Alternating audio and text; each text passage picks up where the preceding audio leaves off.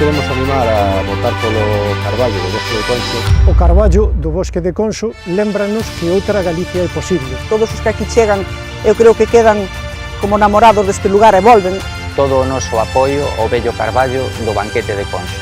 Forma parte da nosa identidade e da nosa cultura. É un testemunho de feitos históricos e sociais claves para entender a sociedade de hoxe. Animamos a todos e a todas a votar a favor deste carballo. Dicimos con todos, manda carballo. Que vote polo carballo. Torna presto a poboar os nosos bosques e que tornen contigo as fadas. Este carballo viu ser molar as ideas que construíron o mellor da Europa na que vivimos.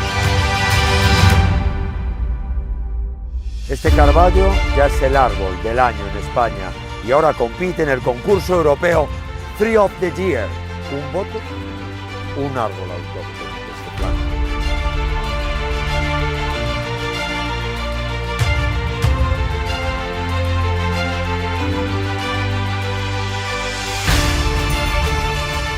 Bueno, pues un carballo de Santiago de Compostela es ahora mismo el candidato de España para ser el árbol europeo del año. El carballo del Bosque del Banquete de Conxo. ¡Qué maravilla! Un frondoso roble de Santiago de Compostela de más de 250 años. La elección del árbol europeo del año parece que se va a decidir entre el carballo de Conxo en Santiago de Compostela. Estamos muy orgullosos de presentar en Europa un árbol tan imponente como el carballo de Banquete de Conxo en Santiago de Compostela.